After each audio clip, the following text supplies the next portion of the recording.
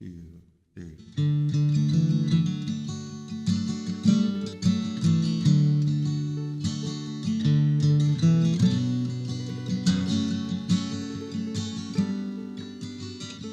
This time of day, everything's okay. I take a long look around, I have to say. Hello and welcome to your friends and neighbors. I'm your host, Willy Jones. You may have noticed there have been a lot of reruns of your friends and neighbors lately, and I just had a little health setback for a little bit, and then it took me a while to think, oh, am I going to come back and do shows, or am I done doing your friends and neighbors? And I decided after an article I saw in the Banner a couple of weeks ago, no, I am ready to go back and I'm going to start doing shows again. And I've decided that this is the show to start with. As I said, a couple of weeks ago, I read this article in the Banner. It was an interview that had been done with a young man from Shasberry. And he has decided that he is throwing his hat in the ring and announcing his candidacy to be a U.S. Senator. And he's going to be on the independent ticket. And I'm just thrilled to death that he accepted to do this interview. I don't know, this may be his first interview for TV. I'm not sure, but I think so.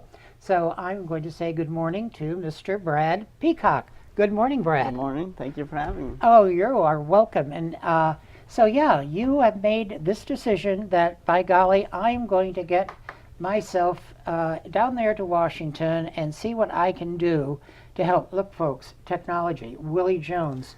Willy Jones is actually using technology on the show. And you know I'm a big boob about technology. But there was this, Brad made a speech, which unfortunately I wish I had been there for. But I asked him this morning if he would read, maybe he'll work with this better than I do, if he would read that for us, a little bit of that speech, because the speech he said was about 15 minutes. So I just keep doing it. Yeah, I'll get there. I'm getting there, folks. It says, how can I help? We'll get there. It's coming. It's coming. It's coming. It's coming. Well, isn't this great entertainment? I thought I was ready to go. Okay, I want this. There we go, and I'm going to give that to him. Oh, this was part of his speech, and someone sent this to me yesterday. They found out that Brad was going to be my guest, and I was moved by the article in the Banner. This moved me again. So I was asked Brad if he would please share this with the audience. Sure thing. For those of you feeling lost, without purpose, not knowing what to do or where to begin, for those of you who are frustrated and saddened by the daily erosion of decency and respect, please do not get distracted.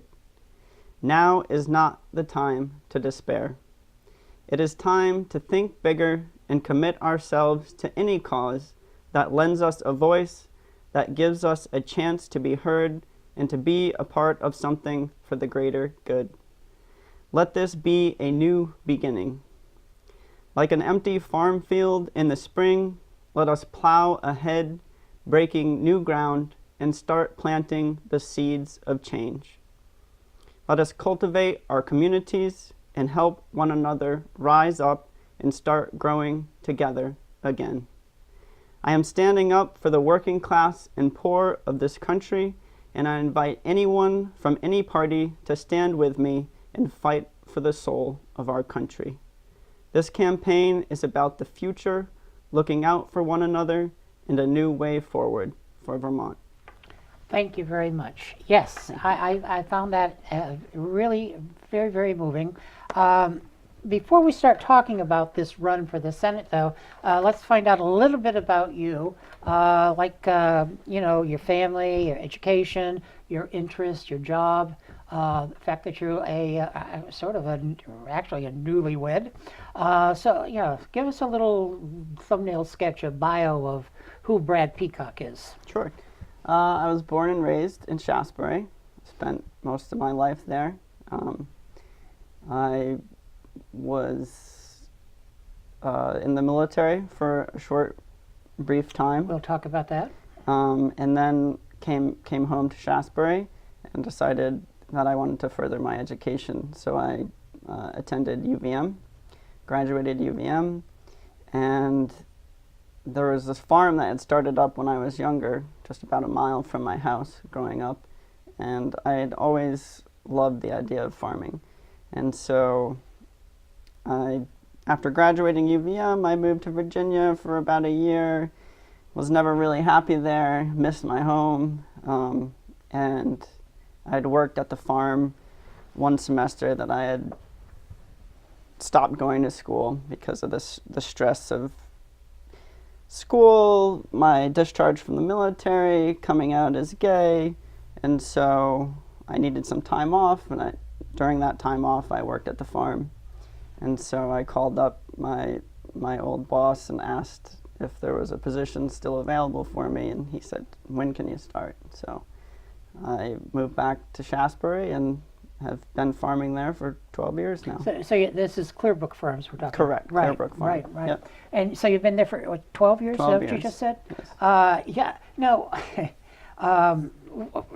What are some of the other interests you have in your life besides farming and this run that you want to do for the Senate? Well, I have a strong interest in my family, spending time with my family. Doing little trips with my husband around the state. We just like to travel and go to different restaurants or cafes and just to see and meet new people. Yeah, yeah. I walk a lot. Injured my back on the farm a few years back and had to stop running. I used to run a lot. Okay. I used to run in marathons, but abruptly had to end that, and so started walking a lot. So I usually walk two times a day. What does some of your job involve? What does your job involve working at the farm? I manage a lot of the greenhouses, help to manage the staff, out in the field, planting, cultivating, plowing, doing the nursery in the spring when we Jack of all have plants. trades. Yes. Doing a little bit of everything. A little bit of everything. Did you ever consider having your own farm? I have considered having my own farm. However, the cost is just a little too high. It's a hard life now for farmers. So it's hard to save that money, and especially the debt that I incurred going to school, and I had to pay for that myself. Right. And so that really set me behind in savings. Right. And I still have tremendous amount of debt, unfortunately, from that, but such is life, and we move forward. So how did your husband James, right? How did your husband James and your family take this when you said, "I'm going to run for the Senate"? James has been nothing but encouraging, Okay. which I really appreciate. Yeah. And my family has been very encouraging. I think my mother was a little skeptical, a little scared for me. You know, politics has become so divisive that she just, thought, well, I just want you to be careful. Right. And which I understand. Now, you also, in the banner, you did say that you don't consider this run as a challenge to Bernie Sanders. Correct. And you had a reasoning for that. Could you explain that? I believe Bernie has done great work for the people of this state. Right. And I admire and respect the work that he's done. I believe that, for me, it's more keeping the progressive policy and platform going.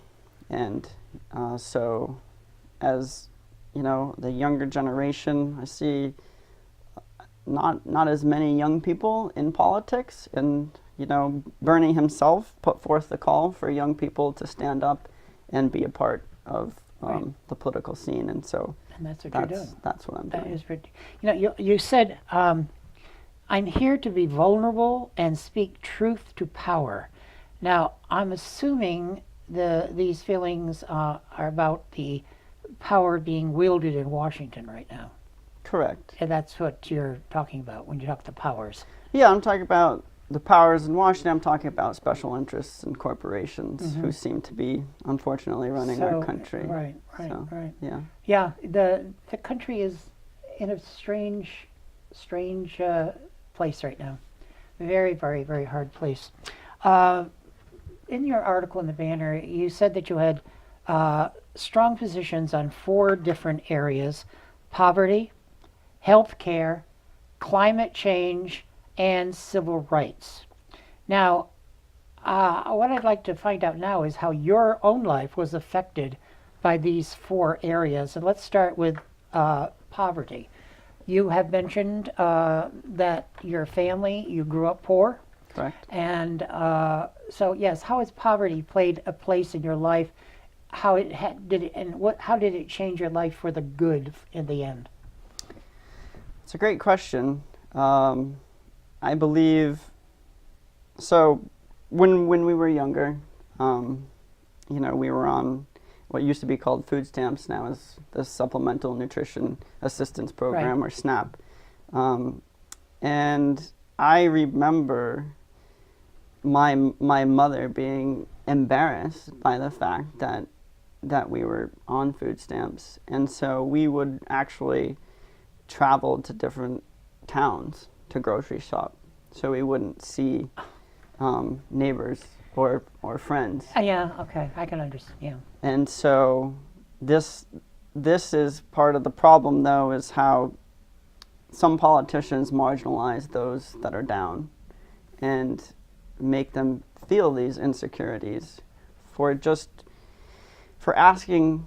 They say, a lot of people say, people are just looking for a hand out. Well, people aren't looking for a hand out, they're looking for a hand up. Right. And I don't think we should be shaming people in our country for asking for a hand up, because, they were either born into poverty or they've fallen on hard times.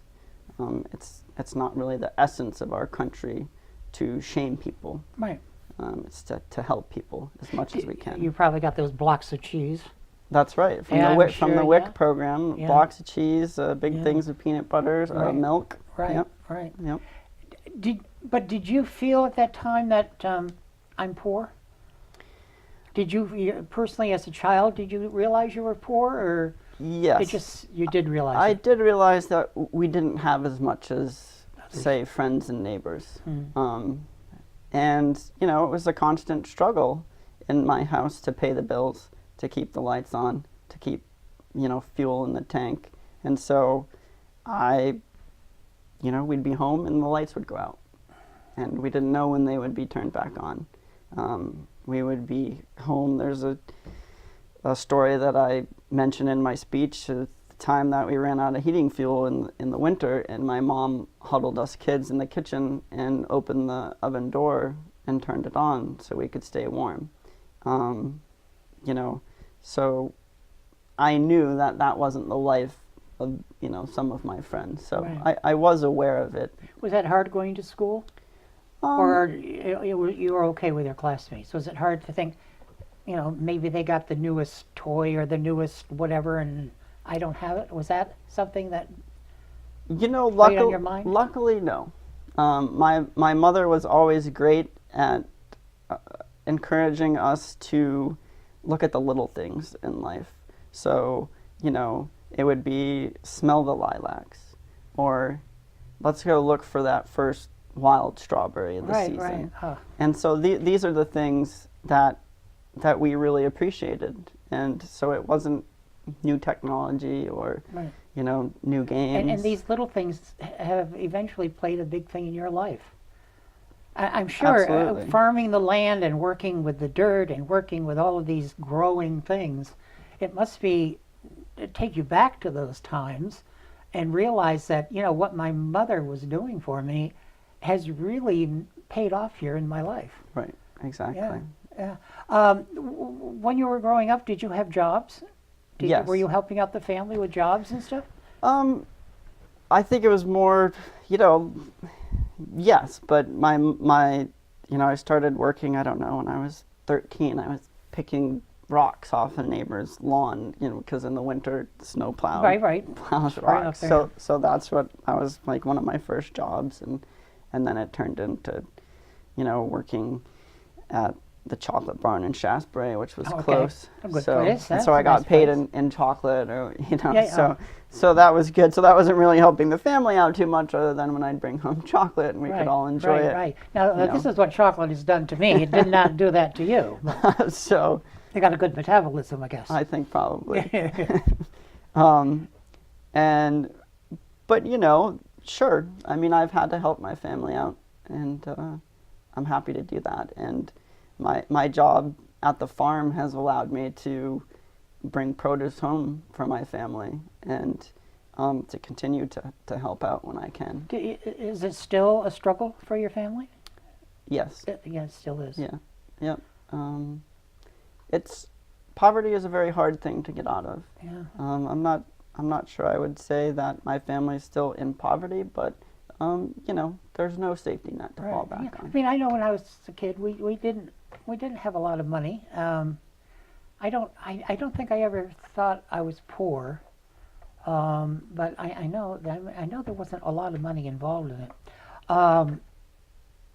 Well, the other area that you talked about was health care. Now, one of the things that you have spoken about is, as a child, you were 8 years old, and you needed some attention, medically wise. Can you just tell us a little bit about that? Sure. And how this plays into healthcare, and your wanting to see something done about healthcare? Yeah. So, and this is also an incident of me realizing how poor we were. It was everything was a worry. It was a constant worry. So paying for healthcare was a worry, and so I became ill because I didn't speak up and say I had a sore throat, because I didn't want to put that financial hardship on my folks and on my family. Yeah. And so what I didn't realize that young was that strep throat left untreated will attack other organs. And so it just so happened to attack my kidneys. And so I was in pretty dire straits. It just grew weaker and weaker, but I never, nobody ever told me not to speak up, but I just thought in my head, like, I can't do this to my family, I can't put this added stress. So And this was at 8 years old. Yes. So I remained silent until I was just so weak that I could barely go about my day. And so I finally confided in my mother and was rushed to the emergency room and, diagnosed with a kidney disease. That luckily wasn't as bad as it could have been, because it could have resulted in kidney failure. And but we caught it in time, and being so young, I think that helped. Mm-hmm. And so it was a long process, a long road to recovery. But that was that was an interesting time, but it also helped shape my life now, and where, we've seen in Congress, they just luckily passed I think it was a 6-year extension of the CHIP program, where 9 million low-income kids receive health care. And That's a children's health insurance program, correct. And that's very important to me. So I don't think any child should never have to worry about the cost of health care, and no parent seeing their child suffer in sickness should have to worry about that either. That's inhumane to me. So Yeah. So for me, I would love to see a universal healthcare system. It's very complex. I'm not sure how we get there, but there are ways that we can start, and ensuring all our children up to a certain age is certainly a start. Yeah. Has this followed you in your life? You said you took care of it, so your kidney, you're okay. I'm okay now. Yes. Good. Okay. Good to go now. Took a Okay. while, but good to go. All right. I'm gonna skip climate change and go to civil rights. How were you affected by civil rights? Not so much in the service. We're going to talk about that, but you say you're gay, and you will talk about going into the Army, or was it Air Force? Air Force, Air yes. Force, Yep. and being gay. But how did being gay affect your life? How soon or how young were you when you realized you were gay, and what did that part did that play in your life growing up? Very little, actually, until the military. So I think that, you know, as a gay man, looking back, there were signs, of course, but I suppressed them because of fear and shame. And, you know, when you hear the awful things that you hear, families abandoning their kids because they're gay, you know, what's just people vilified because they're gay. And so that, you know, really allows someone to suppress a lot. And so when I went into the military, it was my first time away from home, first time away from all the people I knew, and so it allowed me to become more of who I was, because, you know, it was I could reinvent myself, and not have the fear of abandonment or the fear of people not saying hi anymore or not getting the hugs or yeah. So So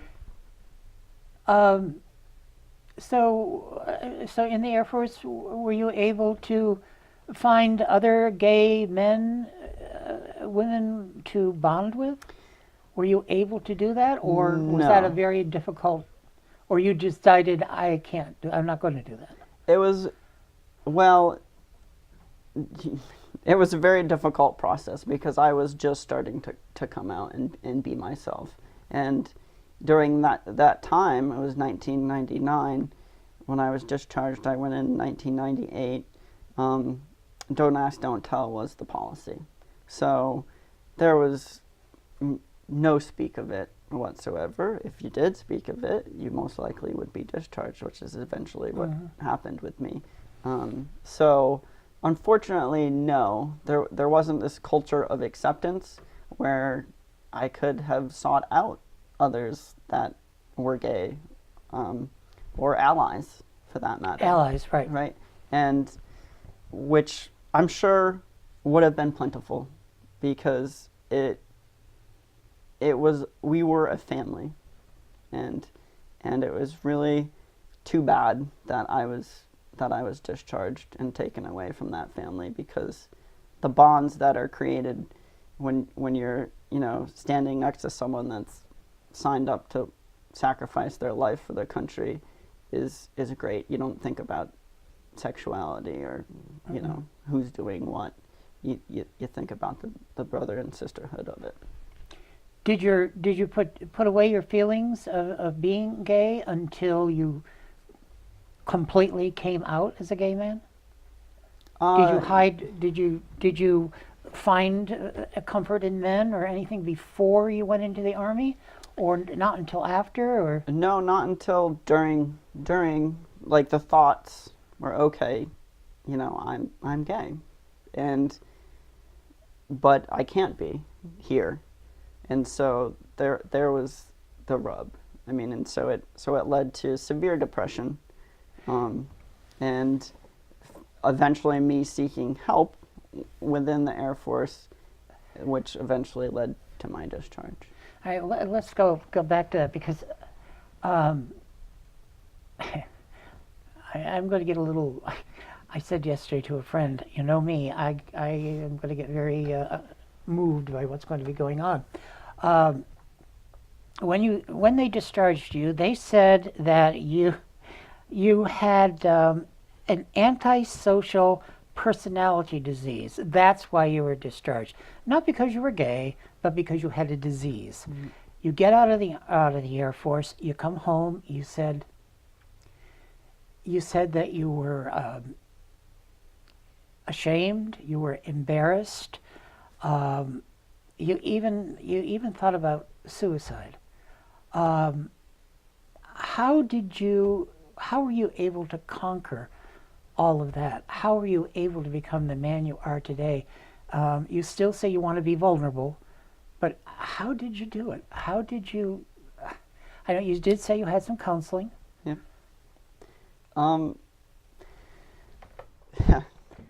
Or do we don't have to talk about No, this? it's fine. You know, it's very emotional to this day. It's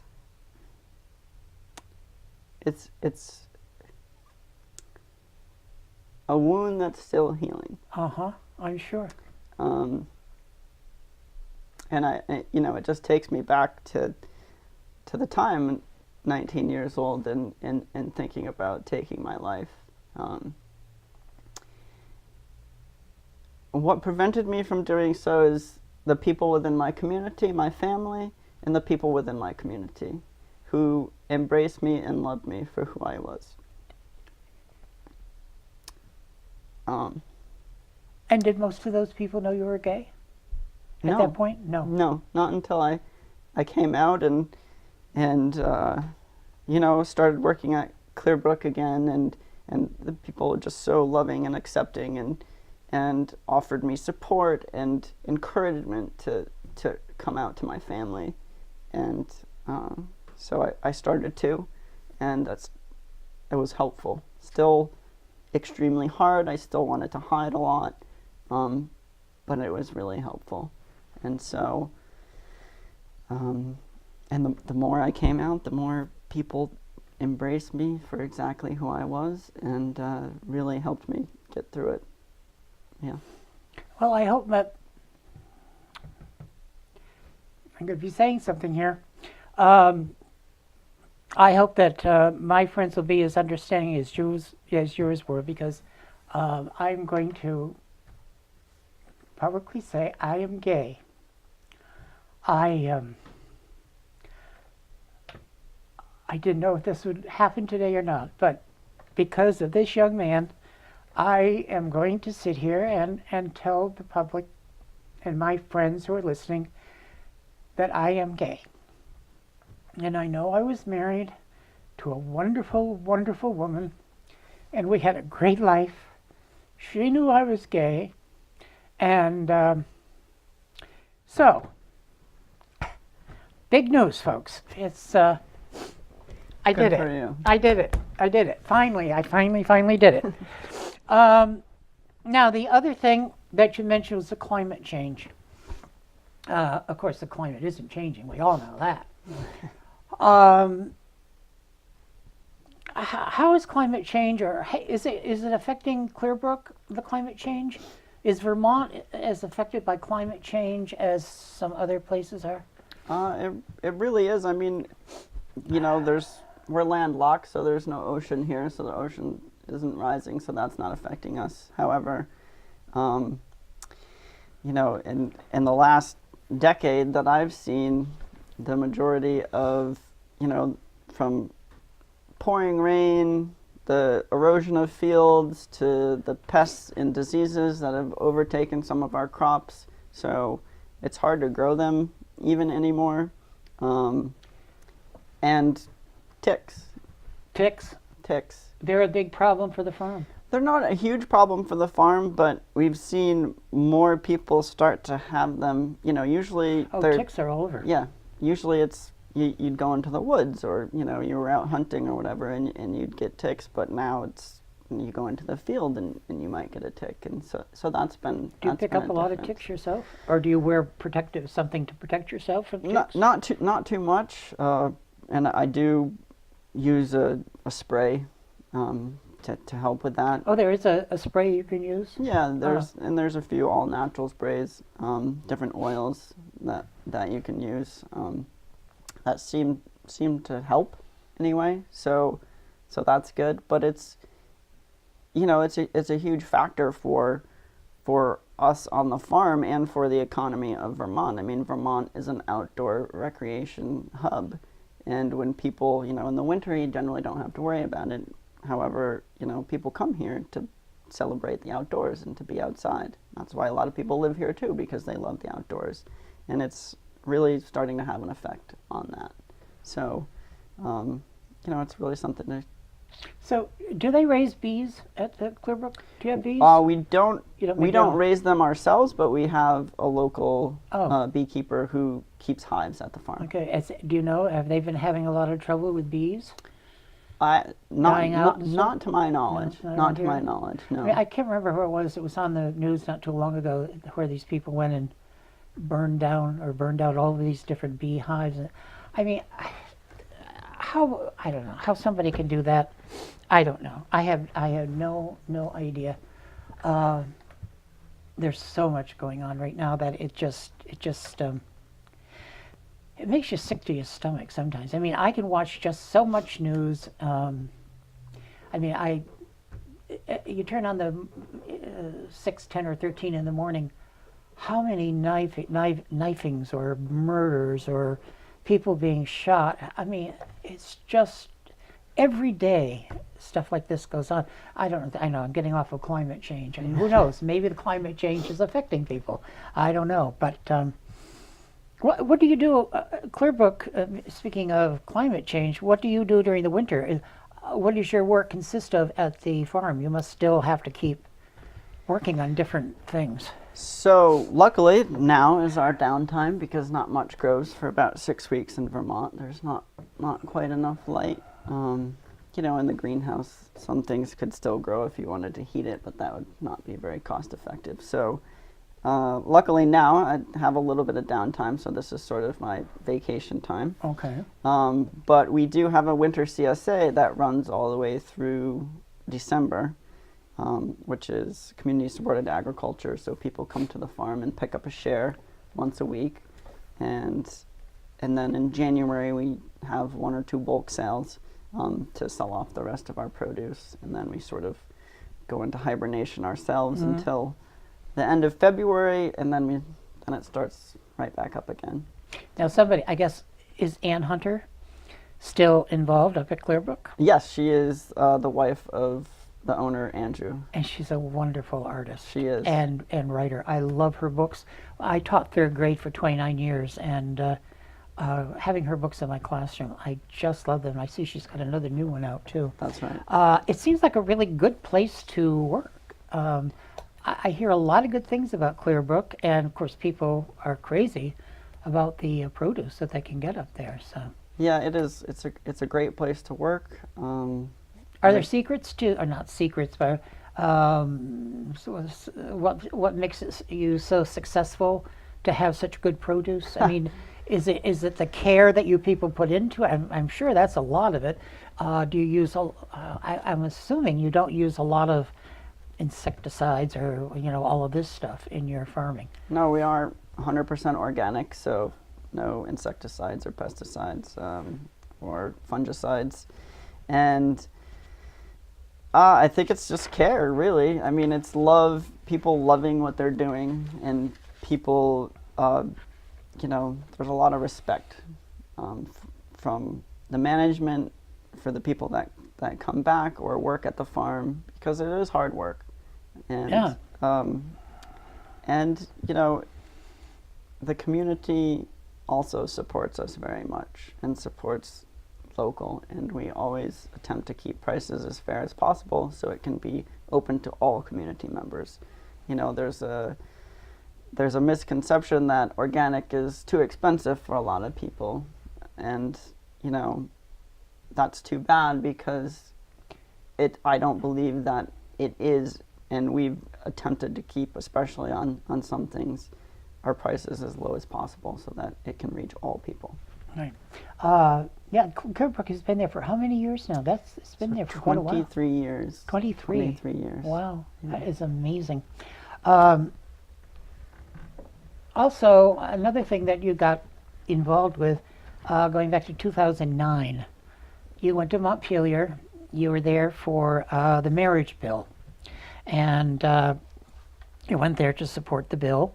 You said you were tired of being a second-class citizen in a state I love. And I think because of a lot of the talk that we've had here so far, I can understand that. One of the things that you felt was you had to keep religion out of it. You said you did not place your hand on, you said this at Montpelier, you did not place your hand on the Constitution and swear to uphold the Bible. That's a pretty strong statement that you made. Did that get a lot of applause or ooh? Well, when you said that? Most people they were told not to react. So people in the audience were, just to respectful for both sides. They were told not to react. But no yes, reaction. it got a few, a few people. Yeah. But it's the separation It's of so church true, and though. state Yeah. that matters. And there's religion is a thorny issue, and there's a reason why the founders said they wanted a separation of church and state. Yeah, no, I believe that. And so I just wanted to let the lawmakers know that that is actually written in the Constitution. There is supposed to be a separation of church and state. Yeah, well, the marriage bill. Why? I'm assuming that was very important to you because you were a gay man, and if it ever came to a point in your life that you wanted to marry, and I'm assuming that you did not know James at that point. I did not know James. No. Okay, and we'll talk about James too. So all of this discrimination that you have been through in the Air Force, especially in the Air Force, and then coming out, and all of these feelings and everything that you've gone through, do you feel now that you are at a really good point? I mean, you did say, you just still have feelings. There's still things that that are within you that are hard that you want to get out. But do you feel that you still have room to grow, or do you feel you're at a pretty good point now? I think you must feel at a good point if you're willing to do this. If you're willing to be a man and put yourself in a position now where a lot of politicians are not the most liked people at this time in history. Right. Why? Why did you do it? Why did you say, I got to do this? Well, part of it is because it was sad to me to see the erosion of respect for our public servants. Respect. That's a big word. And so... Schools, too. So, bringing some respect back to the job was important. I mean, doing the public's bidding is a very important task. It is, like you said, a fairly thankless task a lot of time because, if one thing doesn't go right, then it's, the politician's fault. Right. Which, hey, that's the business, that's the name of the game. But I think, I see these leaders are supposed to be leaders, and they're not the proper role models of the leaders of my day, and the people in the community. Oh, you're so right. And so that's a big part of why I wanted to do this, as also to give a voice to those that don't speak up or can't speak up or are marginalized, so that they don't have a voice in politics anymore. Do you, now that you have thrown your hat in the ring, do you think, why did I do that? Do you have any doubts? Absolutely. You do? Absolutely. You do. I'm not sure doubts, but yeah, I mean, I doubt myself sometimes in the sense that, wow, I just gave up this security and safety of, being in the same job for 12 years and knowing what that looks like, and, being a farmer without an opinion.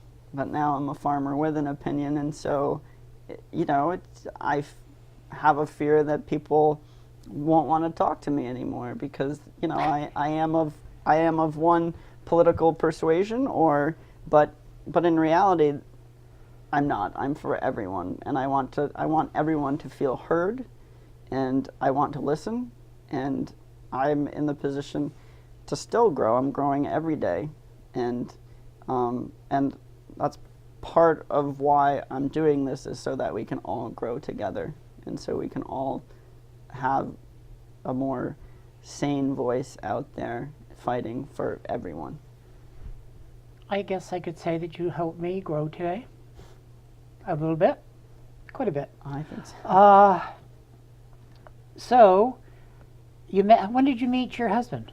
How did that come about? Because I think this is very interesting, folks. Because James is Brad is a farmer, but he met a man who is a college professor and poet. And I asked Brad before, how, it sounds like the beginning of a joke. A farmer meets a college professor who is also a poet, and then you finish the joke. How did that come about? So, well, as you may know, or people may know, it's difficult to as a gay person in any rural area to find other people. So online. So we actually met online. We met online. He was living in Rhode Island, and I was here in Vermont, and so we met, and our first date was in Brattleboro. So we sort of bridged the gap and came both a little way, and yeah, and that's. What did it mean to you that day when you were actually able to say to be married to this man, to say I do, after the fighting, not the fighting, but everything that was going on to get the marriage bill passed, things like that. What did that day mean to you and to James? It's a day we both never thought What happened? would happen, and for multiple reasons.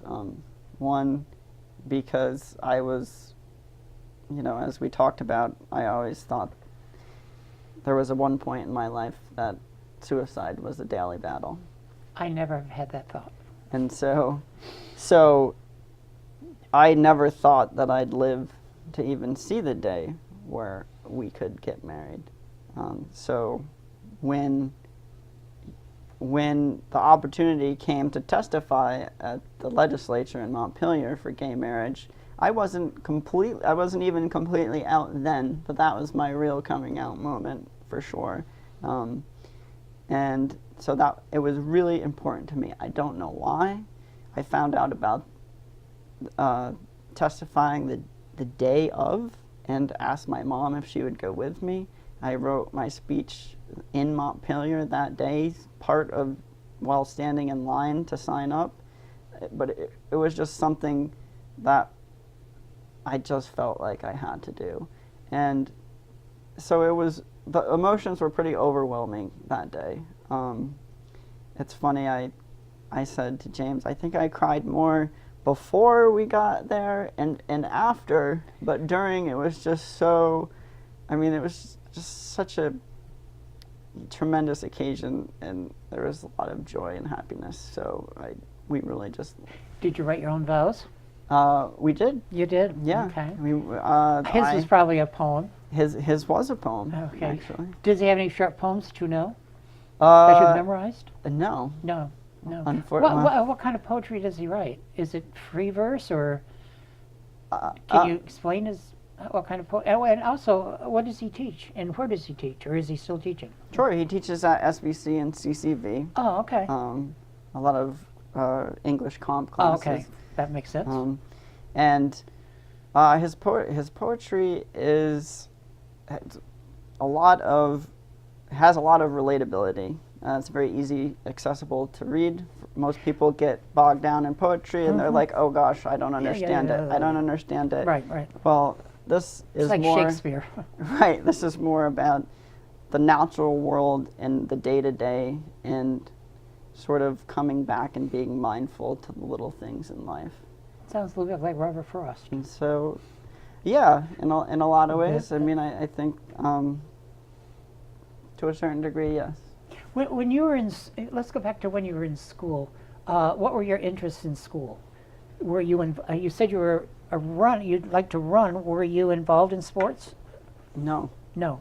You were No. not involved in any sports? I was involved Any in of the no clubs sports. or anything like that? Any No. interests that you had? No, I was a fairly shy person, besides with friends that I knew. But yeah, so not very outgoing, really. Okay. So I would, but there would be a lot of outdoor activity for me. I do a lot of hikes and lots of swimming and I love to swim and walking and hiking. So we're at this point now. How can the people of Vermont, the people that you say that you love and they want to help, how can we, as Vermonters, help you to finish your service to state and country?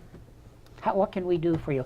One thing, I know you're going to have these, I love this idea, kitchen table talks, but besides that, how can we help you? We'll talk about those in a minute, but how can we help you besides, getting out to vote or whatever?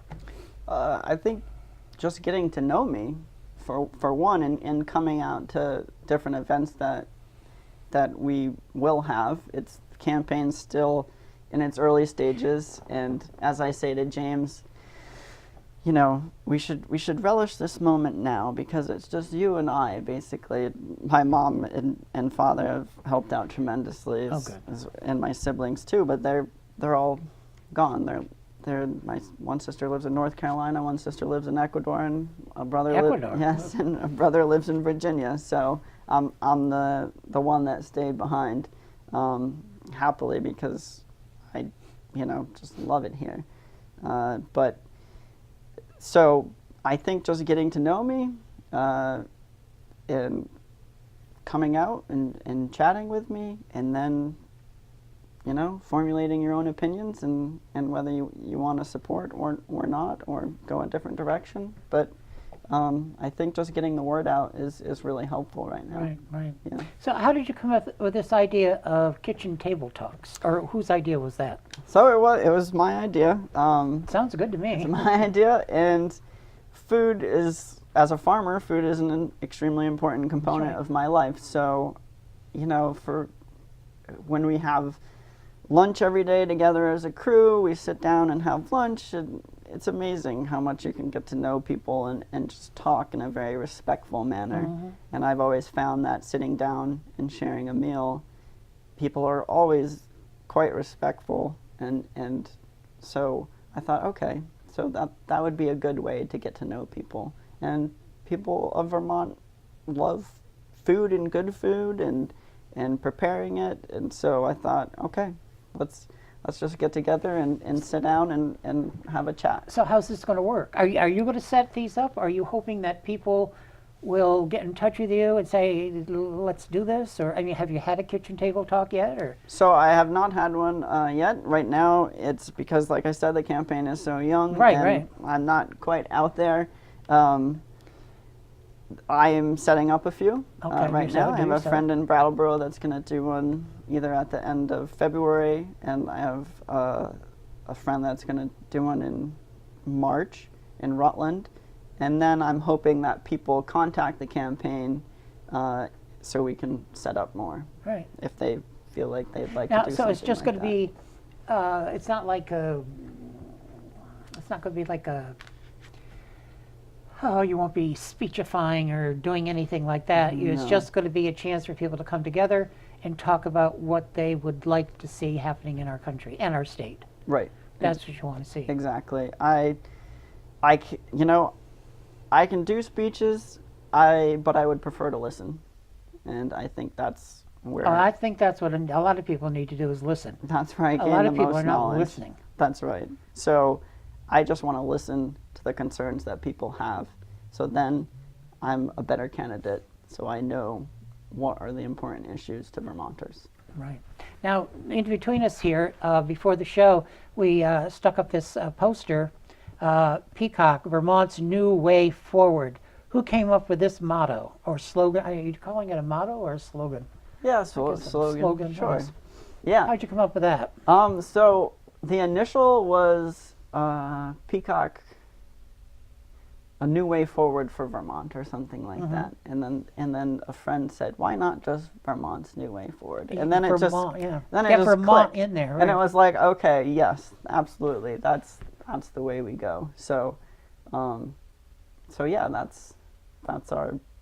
It's very eye-catching. It's very eye-catching. I like the poster a lot. Thank you. I'm assuming this was taken at Clearbrook. Correct. Okay. So this is me cultivating some of our, probably peas or beans? Just as you want to cultivate the political arena, I guess. You Right. want to do cultivating. Yeah, we'll take the cultivating into politics. But I think it's very eye-catching. And you also, I know you have a bigger posters too. I'm assuming that they're going to be put up in different areas. Yes, I hope so. Do you have a campaign manager, or are you doing all of this on your own right at the moment? My husband and I, right now. You're doing it. My husband Okay. and I are doing everything. which And are is- you hoping to enlarge that to have more Absolutely. people working with you and stuff? Absolutely, that would be nice. Now, if somebody wanted to get in touch with you, we'll make sure, Ryan will make sure that all of this information gets tacked on during the show, like website and email and all of that, if you want to give those out to Sure. the public. So the website is peacockforsenate.com, and if you want to get in touch, our email is peacockforvermont@gmail.com. Okay. You say that you love the state so much. Do we still have 4 seasons? Well, depending on who you talk, Probably, depending on who you Clearbrook talk to, wonders that too. we have more than 4 seasons because there's mud season in Yeah. there. But You're I'm probably not- not. I'm- You're not I'm old not- enough to remember mud days. no, The school buses, had couldn't- trouble with the mud. Oh yeah, I taught down in Pownell, and we used to. When I first started teaching, there were mud days because I couldn't get to people, couldn't get to the kids. I think I could see that with some of the roads in Some of the back- Shasbury yeah, yeah, some of in the the back in the roads. spring. Yeah, absolutely. But I think our seasons are becoming very different, and And that's the climate. Just the different. the climate is just changing so much, and one day it'll be 65, and the next day it'll be 0, and it's very hard, especially in the spring, when we're attempting to get out on the fields or plant, when we have a week in March 70 or 80 degree weather, Right. and then all of a sudden it goes back to normal. Right. Yeah, and, we had a strange winter so far too. right, I and mean, so we don't know. So some years our crops are a little behind, and sometimes they're way ahead. Like this past year, the summer was okay, and then the fall was pretty warm, and we had some real warm days that allowed the crops to grow faster than they normally would. And so usually we would give broccoli out, say, to our CSA, and we just really didn't have it this year because it was past. now, because it grows so fast, does that mean more work for you because it's growing faster, or is there just nothing you can do about it? There's just nothing we can do. So unfortunately, by the time the CSA began, basically all our plantings were past, and so we just couldn't give that out. But yet next year, we could be giving it out well into Right. October or November even. Right. Yeah, I know So- sometimes people say, "Oh, my cucumbers," but you'll have one person say, "Oh, my cucumbers, they're growing like wildflowers," and other people, same day, they'll talk to you and say, "My cucumbers, they just didn't make it this year." Right. I guess does that all depend on soil, or I don't know. I'm getting off on farming here, but No, that's okay. It could be soil. I mean, because of the weather, it seems to be so localized now. It'll rain 2 inches in Bennington, and Shasbury will barely see any. So, oh, yeah.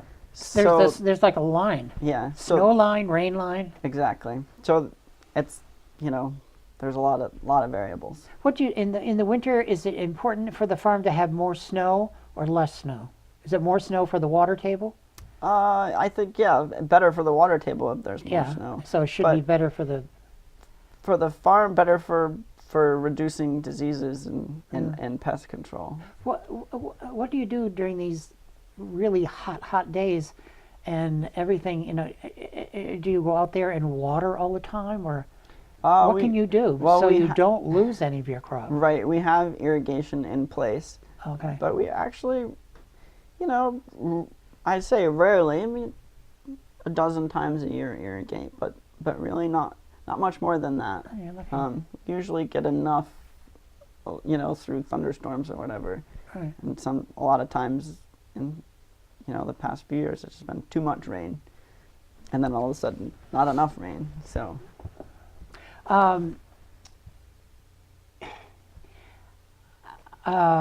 really want to thank you for being here today and for being so honest, for making us realize that just because somebody is vulnerable, it's like, like me, if a dog dies in a movie, I'm a wreck.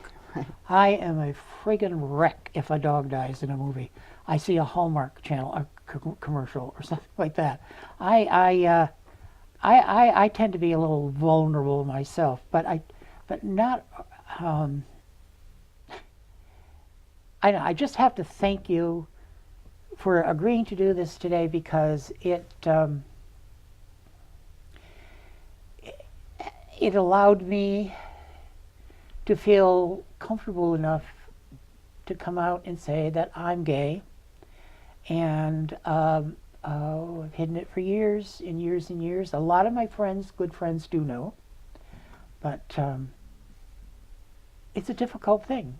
It's I'm 72, and here I am publicly now, finally saying I'm gay, and I thank you for that so much. I just and I'm really I hope that your campaign goes well. I hope these kitchen table talks go well. I see a young man here who really cares about his state, his country. He's taken care of himself. You could have been in a really bad state right now, or you could not be with us right now, but you were strong enough to make that decision that I'm going to do it. I'm going to be all right. I'm going to be okay. And now I'm doing something that I'm wondering, boy. But I think I wish you luck. And I don't know, in theater, I have been in theater for many, many years too. We say break a leg. I don't know. I guess, what do we say to a politician? Pass a bill? I don't know. I'd like to pass many. But, well, right now, if you were elected U.S. Senator, what is the most important topic for you to tackle first of those 4 things that you were concerned about? I think securing the safety net for our most vulnerable. Okay. And the children. Yep. And seniors. Children, seniors, and the poor. Very important. We need to take care of one another. Right. Well, again, I thank you so much for being here. It turned out to be a show that I didn't know it was going to be. I had no idea that was going to happen, but I thank you so much. And I don't know, you made a big difference in my life, and if you do get elected, I'm sure that you will make a big difference in other people's lives. And I thank you so much. Thank you so much for being here. It was wonderful. Thank you. And everyone, thank you for joining us here at Your Friends and Neighbors. It wasn't quite the show that I expected today, but I'm feeling better, and I feel better after talking to this young man, Mr. Brad Peacock. I think he's a gentleman and a gentle man, and I appreciate that. And I've never seen a farmer with such clean hands. Well, I don't know how you do it. This time of year. I just don't know how you do it, because I never knew a farmer growing up who didn't have grime, nails that were as dirty as could be. We'll do it again in the summer, yeah, and you'll see. Okay. Well, again, thank you, Brad, for being here. Thank you, everyone, for tuning in to Your Friends and Neighbors. This has been a quite an hour for me, and looking forward to our next show. So who knows who will be here, what we'll be talking about, but we'll see. Okay, so thank you for being here, as I said, and take care and enjoy the rest of your winter.